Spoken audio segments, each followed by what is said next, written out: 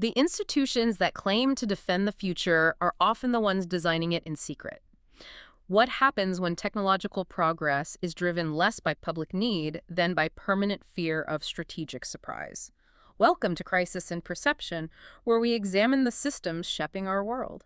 Thank you. It's great to be here doing this deep dive. Yeah, and today we are diving into a truly mind-bending source. It's called The Pentagon's Brain, an uncensored history of DARPA by investigative journalist Annie Jacobsen. Right. And we aren't just going to look at the shiny gadgets today. We are going fundamentally deeper into the system itself. Exactly, because when most people hear the acronym DARPA, the Defense Advanced Research Projects Agency, they tend to think of it as this quirky, mad scientist laboratory. Like Q branch from James Bond or something. Yeah, exactly. Just churning out these isolated, brilliant breakthroughs. I mean, the general public credits them with the origin of the internet or the GPS navigation in their cars. Right. But that is really just the consumer-facing public relations narrative. The mission of this deep dive today is to look completely past that surface-level story. So what are we actually looking at then? We are going to reveal the underlying Cold War research and development apparatus. We're looking at a systems-level institution whose explicit structural design is to permanently anticipate and therefore, actually create the future. So when you look at the smartphone in your hands or the mapping software you use to navigate your city, you've probably been conditioned to see neutral, inevitable scientific progress. Right. Like it's just happening naturally. Exactly. You see the natural march of human ingenuity, right? A couple of geniuses in a garage somewhere. But a rigorous systems analysis of this source material reveals something completely different. It really does. It reveals a military architecture designed around control, prediction, and absolute strategic dominance. And to understand how a highly secretive agency gets the power and, frankly, the blank check to literally design the future you live in, we have to travel back to the sheer existential terror that birthed it. The foundational fear of surprise. Yes. It is entirely impossible to grasp the scale of this technological system without first grasping the profound trauma that initiated it. Okay, let's unpack this. Let's set the scene for you. It is March 1st, 1954, 4:29 in the morning, local time. It's pitch black. Pitch black. We're on Bikini Atoll in the Marshall Islands. It's this tiny speck of coral reef in the vast Pacific Ocean over 2,500 miles west of Hawaii. Right. An intense tropical rainstorm the night before has left the coconut palms and the sea lavender absolutely dripping wet. And on one end of this atoll, 10 men, each holding a top-secret Q clearance, are waiting inside a squat, rectangular concrete bunker known as Station 70. They're part of the firing party. Exactly. And 19 miles across the lagoon, connected by miles of waterproof submarine cable, sits a machine. The machine is a thermonuclear hydrogen bomb. And the test they are about to conduct is codenamed Castle Bravo. To understand the technological leap happening here, you really have to look at the physics and the sheer numbers. This bomb had a predicted yield of roughly 15 megatons. Wow. That is equivalent to 15 million tons of TNT. Wait, pause right there. Let me put that into perspective for you. That is roughly 1,000 times more powerful than the atomic bomb dropped on Hiroshima just 9 years earlier. 1,000 times. It would deliver twice as much explosive power as all the bombs dropped by all sides on Germany and Japan during the entirety of World War II combined, in one single flash. Exactly. But the terrifying part to the defense scientists wasn't just the sheer size of the explosion. Right, it was the package. Yes, it was the physical size of the machine itself. The Hiroshima bomb was a massive, clunky, 10,000-pound gravity bomb. But because of rapid advancements in defense science, specifically, mastering the complex compression of lithium deuteride fuel, this new weapon was different. Small enough to be loaded onto a standard U.S. Air Force bomber. Right. It weighed only about twice as much as the Hiroshima bomb, but delivered 1,000 times the devastation. Okay, so the real breakthrough here isn't just bigger boom. It's a triumph of technological miniaturization applied directly to the apocalypse. I mean, they figured out how to compress the power of a star into a manageable metal tube. That is the crucial insight here. The miniaturization meant the weapon was now highly deployable. It wasn't just a science experiment anymore. It was a practical, tactical system. But the psychology behind this is wild to me. It's like building a doomsday device, not because you necessarily want to use it, but because you're absolutely terrified that if you don't, the other guy will figure it out first. It's the ultimate arms race logic. Yeah. In fact, some of the legendary minds of the Manhattan Project, physicists like Enrico Fermi and Isidore Rabi, literally called this hydrogen bomb an evil thing. They formally warned President Truman that it crossed a moral line. Right. They said it should never be created. But the machinery of defense had already taken hold. And inside that bunker, Station 70, the tension was suffocating. You had 3-foot-thick concrete walls buried under 10 feet of sand. They even had a massive seawall built just to protect the bunker from the tidal wave the explosion would inevitably cause. A nuclear weapons engineer named Bernard O'Keefe was running the countdown. They hit the 2-hour mark, then 15 minutes. The source material details this heavy, foreboding silence in the room, right? Broken only when an Army technician nervously wondered aloud how their steak dinner, stored in a meat locker in the back, was going to taste after the detonation. Yeah, that little human detail amidst the apocalypse. But the most visceral detail from the source, the moment that truly illustrates the threshold humanity was crossing, happens outside the bunker, out on the observation ships. This part is unbelievable. We have an engineer named Jim Friedman standing on the deck of the USNS Ainsworth with a group of Los Alamos scientists, the guys who actually designed the bomb. Right, it's 2 minutes to 0 hour. Suddenly, one of the top scientists panics. He realizes he left his protective welder's goggles down below deck.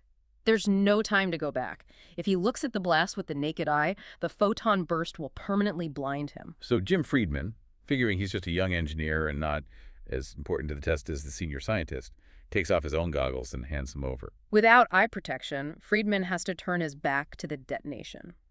He faces the men standing behind him on the deck, and when the bomb goes off, when Castle Bravo detonates, the flash of light is so incomprehensibly intense, so piercingly bright. He looks at the men in front of him. And he doesn't see their faces. The light is shining straight through their flesh. He literally sees their skeletons, jaw bones, eye sockets, rows of teeth.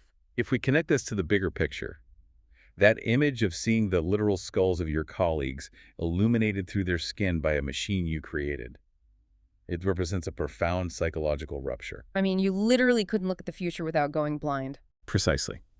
The individuals who witnessed this and the military planners who orchestrated it realized in that fraction of a second that technology was now advancing at a speed that outpaced normal human comprehension. Yeah.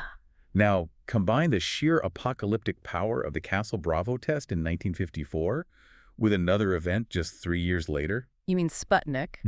Yes, the Soviet Union's successful launch of the Sputnik satellite in 1957. Because today, a satellite beep, beep, beeping in space seems totally harmless. But to the military planners of 1957, orbital mechanics meant something terrifying. Right. If you can put a metal sphere into orbit, it means your rocket is powerful enough to arc over the atmosphere. Which means instead of a satellite, you could put a miniaturized thermonuclear warhead on that rocket. And drop it anywhere on the globe. Yeah. And there is absolutely no defense against it. Exactly. Sputnik proved the Soviets had the delivery system, and Castle Bravo proved the apocalyptic payload existed. These two events combined to create a permanent, institutionalized national trauma within the United States defense establishment. The realization was stark. If the U.S. could be surprised by Sputnik, if an enemy could suddenly achieve the ultimate high ground of space without any prior warning, then the next surprise wouldn't just be a geopolitical embarrassment. It would mean absolute strategic annihilation by weapons like Castle Bravo. Exactly. The old way of doing things, the historical norm of reacting to threats as they appeared on the horizon, was dead. The horizon was now moving too fast. The only defense against apocalyptic surprise was to permanently anticipate the future and, frankly, to invent it yourself before anyone else could. Which brings us to a massive structural dilemma. How do you institutionalize the prevention of surprise? How do you build a government agency whose entire job is to systematically see around corners? You have to build an organization that systematically violates every normal rule of government bureaucracy. Exactly. Enter DARPA. Created by Congress in 1958, initially just called ARPA, the Advanced Research Projects Agency. And its structure is fascinatingly weird compared to the rest of the Pentagon. Wait, I have to jump in here. The Pentagon is famously, legendarily rigid. Everything goes through a chain of command, massive procurement committees, endless red tape. How did a brand new agency legally get away with just ignoring all of that? They bypassed it by design, precisely because of the Sputnik panic. President Eisenhower and Congress realized that the standard military bureaucracy, what is governed by Title 10 of the U.S. Code, was just too slow. Right. A traditional branch like the Army or Navy has entrenched interests. They want to build a slightly better tank or a slightly faster ship. They protect their budgets. So what did DARPA do differently? DARPA was created as a direct report to the Secretary of Defense. They were given an exemption from the traditional procurement cycles. To this day, the agency maintains an extremely small staff. We're talking about an average of only 120 program managers at any given time. 120 people. That's the size of a mid-level marketing firm, not the architectural nerve center of global defense. And those program managers don't stay long. They deliberately cap their tenures at roughly 4 to 5 years. This is critical. By forcing high turnover, they prevent institutional stagnation. It creates a frantic, burn the ship's momentum. Right. A program manager knows they only have a few years to prove their radical concept, so they swing for the fences. Yet this tiny, transient staff controls a massive budget, roughly $3 billion annually today. And they don't even have their own giant laboratories. They don't have massive subterranean bunkers where DARPA scientists are pouring glowing liquids into beakers. They don't do the science themselves. No, they act much more like the ultimate venture capital firm. Because they operate largely outside the normal military chain of command, they have the autonomy to hire defense contractors, academic researchers at elite universities, and national laboratories like Los Alamos to execute their visions. They identify a wildly ambitious goal, fund it heavily, and transition the successful results to the military or intelligence agencies like the CIA and NSA. And here is where we get to the philosophy driving this whole machine.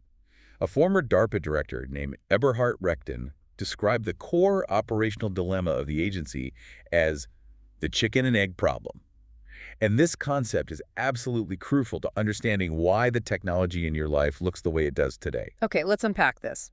The chicken and egg problem. Normally, the military operates on a rigid system of requirements. The Army says, we need a new armored vehicle that can drive 70 miles an hour over desert terrain and withstand a roadside bomb. They write a formal requirement, and then engineers bid on it and build it. The requirement dictates the technology. Exactly. But Rechten pointed out the fatal flaw in that logic when you were dealing with the unknown future. You cannot write a military requirement for technology that hasn't been invented yet. Right, because you don't even know it's possible. But conversely, within the strict rules of government spending, you cannot justify inventing a radical new technology if there is no official military requirement for it. It's a bureaucratic deadlock, a perfect catch-22. So how do they break it? To break this deadlock, DARPA was explicitly designed as a pre-requirement organization. Its entire statutory mandate is to pursue high-risk, high-reward, revolutionary research far in advance of any known specific need.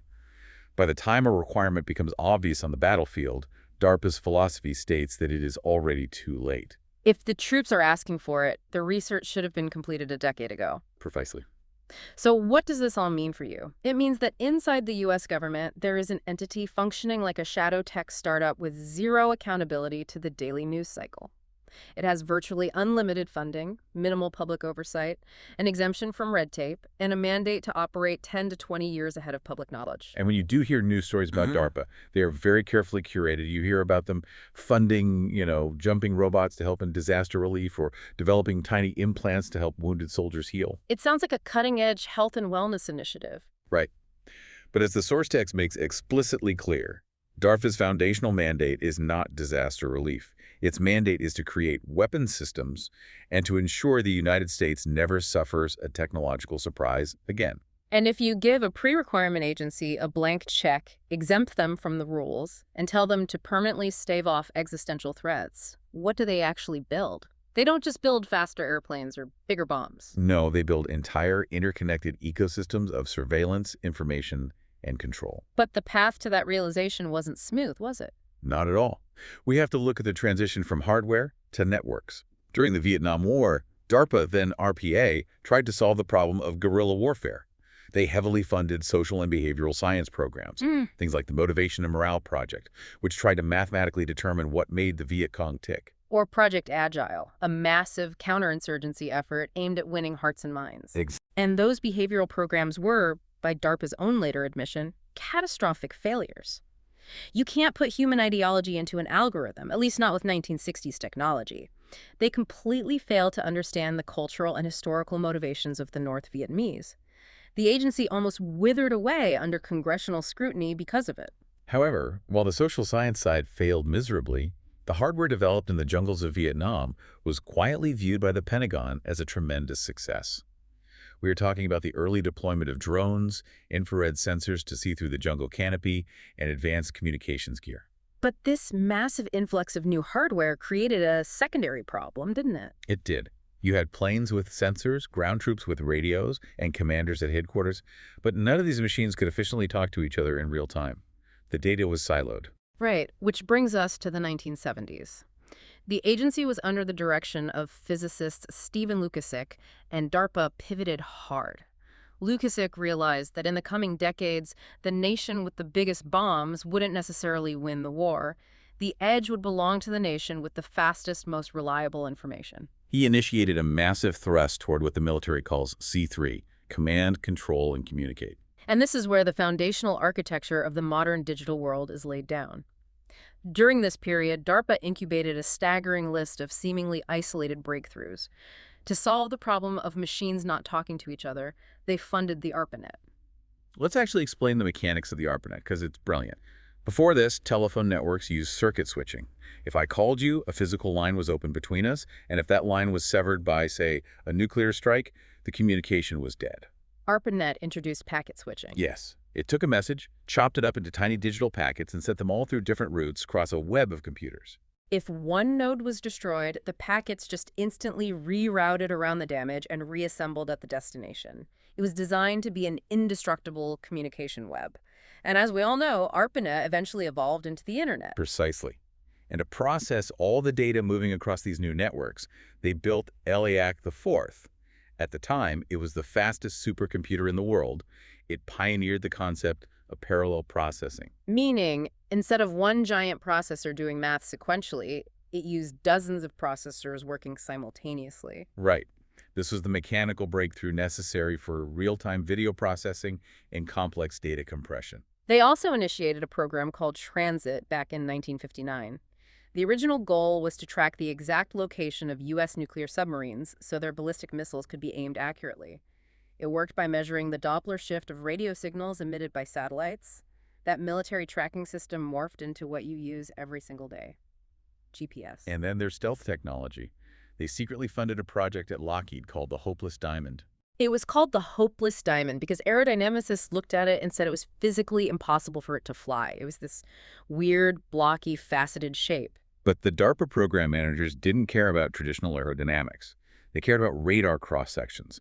Traditional planes are curved, which reflects radar waves back to the source. The flat panels of the Hopeless Diamond were mathematically calculated to bounce radar waves away in different directions, making it effectively invisible to anti-aircraft batteries. By relying on newly developed fly-by-wire computers to keep the unstable shape in the air, they succeeded. It eventually became the F-117's stealth fighter. And of course, they continued quietly advancing remote piloted vehicles, the drones. So you have the indestructible internet, parallel processing supercomputers, space-based GPS, invisible airplanes, and flying robots. But DARPA didn't just invent these things and hand them out like party favors. What's fascinating here is how these seemingly isolated technologies were conceptualized by defense planners as a single terrifying whole. A highly influential defense analyst named Albert Wohlstetter championed the concept of a system of systems. A system of systems. DARPA looked at the ARPANET, the supercomputers, the drones, the stealth aircraft, and the GPS, and realized they shouldn't operate independently. They initiated a highly classified program called Assault Breaker. Assault Breaker. The name alone tells you exactly what it's meant to do. The goal was to fuse all these technologies together via data links into a seamless kill chain. An invisible drone with an infrared sensor would find a cluster of enemy tanks deep behind enemy lines. It would instantly transmit that location data over the ARPANET to an ELIAC supercomputer. Wow. The computer would calculate the GPS coordinates and send them to a stealth fighter, which would drop a laser-guided munition. The target would be destroyed before the enemy even realized they were being watched. It's an omniscient kill web. It fundamentally changes the speed of warfare from the speed of human communication to the speed of silicon. And here is where the strategy of anticipatory innovation really pays off geopolitically. It really did. A legendary defense intellectual named Andrew Marshall, who ran the Office of Net Assessment, was closely monitoring the Soviet Union. And he noticed something incredible. Soviet generals were writing in their highly classified military journal, Military Thought, about this American system of systems. They'd caught wind of a saltbreaker. And they were absolutely panicking. The chief of the general staff of the Soviet armed forces wrote that this American capability constituted a military technical revolution. DARPA hadn't even fully built or deployed the system yet, but by merely demonstrating the mathematical possibility of the capability, they had achieved strategic dominance through sheer technological intimidation. They made the entire massive heavy metal Soviet arsenal feel obsolete practically overnight. 10,000 tanks are useless if an invisible system can locate, target, and destroy them from miles away without ever engaging in a traditional battle. And the public didn't truly see this system of systems in action until decades later in 1991 during the Gulf War. This was the moment DARPA's Cold War research and development apparatus dramatically stepped out of the shadows. Right, because the Gulf War was televised. The public sat in their living rooms and were awestruck by the sleek F-117 stealth fighters sneaking into heavily defended Baghdad airspace completely undetected. We watched grainy, green-tinted footage of laser-guided bombs dropping with impossible precision right down the ventilation shafts of Iraqi command bunkers. But as the source points out, it was the quieter, older tech that truly proved the concept of the kill web. Drones, using technology fundamentally developed back in the 1960s for the jungles of Vietnam, were actually doing the heavy lifting. They were hovering quietly over the desert, using advanced infrared sensors to spot Iraqi tanks that were hidden behind massive sand berms and relaying that data instantly back to the strike network. In fact, there was a deeply surreal detail from the Gulf War mentioned in the book. It featured the first time in human history that a group of enemy soldiers surrendered not to opposing infantry, not to a tank commander, but to a literal machine. A group of Iraqi troops stepped out of their bunkers, looked up into the sky, and waved a white flag at the camera of a hovering American Pioneer drone. It was the ultimate, undeniable vindication of Eberhard Rechten's chicken and egg philosophy. DARPA had anticipated the need for an interconnected, precision strike data network decades before the traditional military generals ever asked for it. By the year 2000, they had successfully built what appeared to be an omnipotent technological system. A multi-billion-dollar architecture of satellites, sensors, networks, and guided weapons that covered the globe. And yet, this entire, sprawling, theoretically perfect apparatus completely failed to prevent the biggest strategic surprise in modern American history. September 11th, 2001. Exactly. When you look at 9/11 strictly through the lens of systems analysis, the contrast is glaring, and it is deeply, deeply unsettling. You have the United States armed with the most advanced, expensive, and expansive technological defense grid in the history of human civilization, a system designed specifically to prevent surprise. On the other side, you have al-Qaeda. According to estimates detailed in the text, al-Qaeda spent less than $500,000 planning and executing the attacks. And what cutting-edge technology did they use to bypass DARPA's multi-billion-dollar space-based shield? They used the fixed-blade utility knife, a box cutter. A tool that, functionally speaking, is 1.4 million years old. They used prehistoric tech to hijack America's own domestic infrastructure, fully fuel commercial airplanes, and turn them into precision missiles. And what makes this failure even more poignant for the defense establishment, and what triggered the next massive evolution of DARPA, is that the technological system did not actually fail to cull the data. Wait, really? The sensors worked. The National Security Agency, the NSA, had actually intercepted 2 messages from monitored terrorist operatives on September 10th. The messages read, "The match is about to begin, and tomorrow is 0 hour." They had the messages on September 10th. Why didn't they stop it? Because of the bottleneck of translation and human processing, the volume of signals intelligence, or SIGINT, vacuumed up by the surveillance web was so unimaginably massive that the system failed to translate and process those specific sentences until September 12th. The data was in the net, but the network couldn't understand it in time. Here's where it gets really interesting. How does a massive agency, whose sole foundational purpose is preventing surprise, react to a failure of this magnitude? Do they admit that total surveillance is impossible? No. They don't blame the machines. They blame the humans. That is the crucial philosophical pivot. The Pentagon, and specific influential figures like the nuclear physicist and former National Security Advisor John Poindexter, looked at the post-9/11 landscape and concluded that the hardware was fine. The software was fine. The weakest link in the system of systems was what they coldly referred to as the wetware. The wetware, meaning the biological human brain, the people operating the machines. Exactly. In their view, the human cognitive system is an evolutionary artifact. As one defense contractor put it, the human brain is optimized by millions of years of evolution for a world that simply no longer exists. It's riddled with cognitive biases, it suffers from fatigue, its memory is notoriously faulty. And most importantly, it simply cannot process the petabytes of data flowing through a 21st century digital surveillance grid. To Poindexter and his colleagues, if you have a collaborative system between perfect high-speed machines and flawed, slow humans, the human will always be the point of catastrophic failure. Okay, think about it like this. I want you to imagine installing the most advanced 4K resolution AI-powered security camera system in the world to protect a massive building. It has thermal vision, facial recognition, the works. But the security guard sitting in the control room watching the 50 monitors keeps getting distracted by his phone or falling asleep, or he just physically can't track 50 screens at once. Right. DARPA's solution wasn't to build better cameras. Their solution was to hack the security guard. This realization led to the hyper-militarization of not just the hard sciences like physics and computer science, but the social and biological sciences. Poindexter famously championed a massive, highly controversial program called Total Information Awareness. Oh, wow. The goal was to ingest vast amounts of transactional data from citizens, financial records, medical records, communications, travel logs, and use complex algorithms to predict terrorist behavior before it happened, to automate the threat detection. It's literally Minority Report, predicting crimes before they happen based on data anomalies. And even though Total Information Awareness was officially defunded by Congress due to massive privacy outcries, the source material suggests the research didn't just start, it was distributed into classified channels. Precisely. And despite the utter failure of the Vietnam-era behavioral programs we discussed earlier, the military swung right back into the social sciences.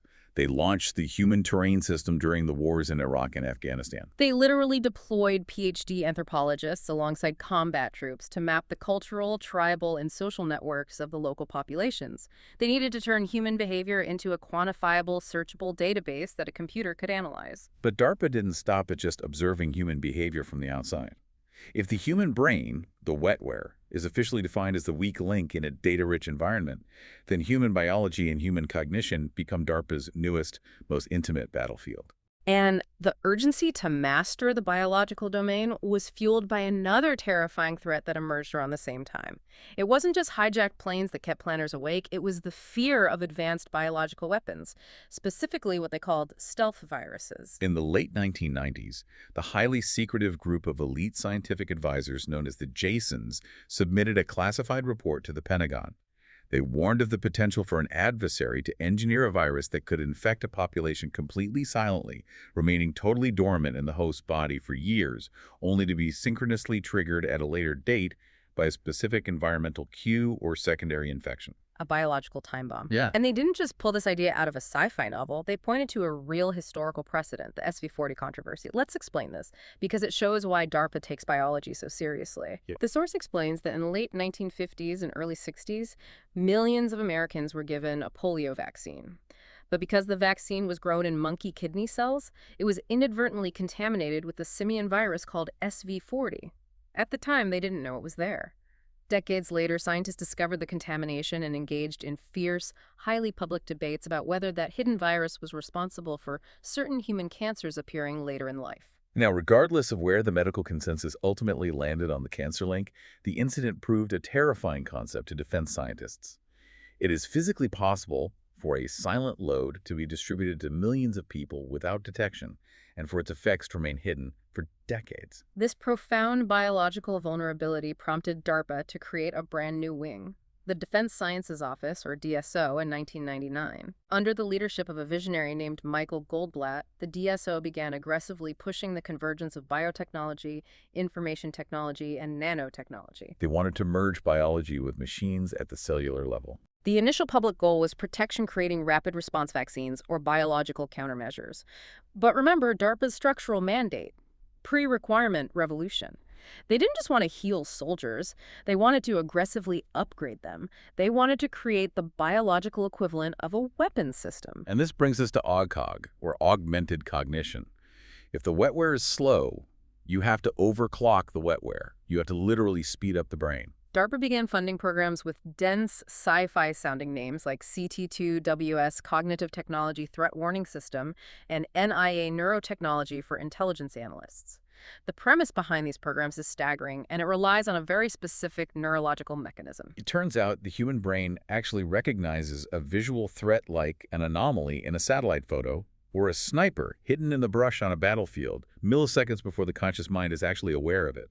When the subconscious brain spots the pattern, it registers a specific, measurable electrical spike called the P300 wave. Okay, let me make sure I've got this right. You're saying my eyes see the threat, my brain recognizes it, fires an electrical signal, and then my conscious mind says, hey, look at that.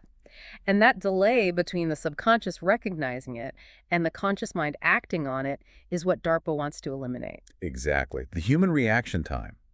The time it takes for that P300 wave to travel to the motor cortex and for you to physically push a button on a keyboard to flag the image is too slow for modern data streams. So in these AUGHOG programs, imagery analysts or soldiers wear these wireless EEG caps, basically hairnets covered in sensitive electrical sensors. The cap constantly monitors their brain waves while they are rapidly flashed thousands of images a minute on a screen, way faster than they could ever consciously process. When their subconscious brain detects a target, the EEG cap registers the P300 spike. The computer system instantly flags that specific image long before the human could physically push a button to say, I see something. The machine uses the human subconscious as an organic algorithm. But it goes further than just reading the brain. These non-invasive headsets don't just extract data, they jolt the brain. They use transcranial direct current stimulation to send targeted electrical pulses into the user's cortex to artificially increase their alertness, essentially forcing them to think faster and process information exponentially quicker without feeling fatigue. Okay, but there is a mechanical limitation here. As DARPA program managers noted in scientific journals, non-invasive EEG caps are cumbersome. They leave conductive gel residue on the hair, they shift around when the user sweats, and the electrical signal passing through the thick human skull is inherently noisy and degraded. So what's the solution? For the system to truly be optimized, for the machine to communicate with the brain seamlessly, the interface needs to bypass the skull entirely. It needs to be inside the brain tissue. Wow. This leads to DARPA's highly classified, highly invasive brain implant programs with acronyms like RAM, Repair, and Subnets. Now, if you go online and read the official DARPA press releases, they frame these implant programs as a noble medical crusade. They point to the hundreds of thousands of veterans returning from the wars in Iraq and Afghanistan suffering from traumatic brain injury and PTSD. Right. They publicly state that the Subnets program, for example, involves surgically implanting microchips and microscopic electrodes deep into a warfighter's brain. These chips wirelessly transmit real-time neural data to a remote hub. The hub uses AI to analyze the brain state, and if it detects the onset of a PTSD episode or severe depression, it can instantly beam electrical impulses back into specific neural circuits to manually correct the brainwave pattern and supposedly relieve the anxiety. It is pitched as remote real-time therapy for wounded heroes. This raises an important question, and it's a question of deep institutional logic. You have to look at the mandates of government agencies. The Department of Veterans Affairs exists to heal wounded soldiers. That is their specific statutory mandate. DARPA's statutory mandate, as we've established, is to prevent strategic surprise and advance revolutionary weapons systems for the Department of Defense. If we apply critical thinking to the source material, a glaring dual-use scenario emerges. The vast sums of money, hundreds of millions of dollars being poured into RAM, Repair, and Subnets are not purely for altruistic medical therapy. The true underlying scientific goal is to aggressively map the intricate neural pathways of human memory, computation, and emotional regulation. Yeah, you don't spend billions of dollars of defense money mapping the innermost workings of the brain just to make people feel a little calmer. You do it to fundamentally bridge the gap between human and machine. Exactly. DARPA has explicitly stated in documents its goal to develop orders of magnitude increases in available net thinking power resulting from linked human-machine dyads. Dyads, meaning a pair. The human and the machine acting as one single organism. They are trying to create a seamless, high-bandwidth interface where a human can control complex military machinery, like a swarm of drones or a fighter jet with thought alone, and where the machine can simultaneously feed sensor data directly into the human visual cortex, bypassing the eyes entirely. cyborgs, essentially. That's incredible. But even more crucially, by mapping exactly how the human brain processes complex information, how it learns from mistakes, and how it makes rapid decisions under stress, DARPA is literally extracting the fundamental biological algorithms required to achieve true artificial intelligence. They're studying the brain to build a better computer. So what does this all mean for the future of warfare? It means the ultimate endpoint of DARPA's historical trajectory is terrifyingly logical. If human biological limitations, our inherent fear, our slow reaction times, our need to sleep, our moral hesitations before pulling a trigger, are the biggest obstacles in the speed of modern warfare. And if physically, surgically augmenting the human brain with chips is biologically messy, highly prone to infection, and ethically fraught, Then the final, mathematically optimal solution is obvious. You remove the human entirely from the kill chain. You build fully autonomous weapons. let's look at the robotics side of the house, because this perfectly illustrates the dual-use deception. Back in 2005, DARPA launched the Revolutionizing Prosthetics Program. They gave DECA Research, founded by Dean Kamen, a massive contract to build an advanced robotic arm for amputees. And from an engineering standpoint, it is an absolute marvel. It uses a procedure called targeted muscle reinnervation, where doctors reroute the severed nerves from a missing arm into the patient's chest muscles. The chest muscles twitch when the patient thinks about moving their hand. The DECA arm reads those electrical muscle signals and translates them into physical movement. The arm can reportedly respond to simultaneous commands from a wearer's brain, allowing them to gently pick up a grape or hold a drill. But here is the catch. The engineering is so complex that it costs up to $650,000 to manufacture one single arm. And the source points out a heartbreaking, tragic irony. Despite all this DARPA funding over the last 2 decades, if you visit a VA hospital today, many amputee veterans are still fitted with the Captain Hook, the traditional Dorrance hook prosthesis, which was literally invented in 1912. Why is that? Why hasn't this billion-dollar DARPA miracle trickled down to the veterans who need it? Because, as robotics expert Noel Sharkey explains in the text, DARPA's primary institutional goal isn't to mass-produce affordable medical devices. The goal is to perfect the dexterity and responsiveness of robotic appendages for military use. Sharkey points out the brutal reality. The heavily funded robotic hand that can delicately pick up a grape off a table is ultimately designed so that it can confidently turn a complex valve on a hostile submarine that a hunter-killer robot has just boarded. The human amputee, in the systems-level view, is merely the biological test platform for the robotic soldier. And the push toward this robotic, fully autonomous future isn't just driven by some abstract, mad scientist curiosity. It is driven by a massive structural conflict of interest, a self-sustaining financial and political loop. Let's trace the flow of power and money. Historically, DARPA was advised by the Jasons, that group of academic physicists who occasionally took time away from their university teaching to solve theoretical defense problems. But Michael Goldblatt, the former head of the DSO, noted that the Jasons are largely irrelevant now. The problems aren't theoretical physics anymore. They are applied systems engineering. Today, the most influential advisory group shaping DARPA's future is the Defense Science Board, or the DSB. And who sits on the Defense Science Board? It's not just tweed-wearing professors. The source lists the board members. They are directors, executives, and CEOs from General Dynamics, Boeing, Raytheon, Lockheed Martin, Northrop Grumman, the absolute titans of the military-industrial complex. These are the exact multinational corporations that build and profit from robotic systems and AI for the Pentagon. And the DSB writes highly authoritative, classified reports like their influential 2012 report titled The Role of Autonomy in U.S. Systems. In these reports, they strongly urge the Pentagon leadership to rapidly accelerate its adoption of autonomous weapons. And here's where the institutional logic comes full circle. They use Eberhard Rechten's chicken and egg philosophy as a political weapon. They argue that the U.S. government must fund and build artificially intelligent killing machines right now, even before a specific battlefield requirement exists, because if we wait until a near-peer adversary like China or Russia deploys them, we will be caught off guard. We will suffer a strategic surprise. It is a permanent, irrefutable justification for limitless funding.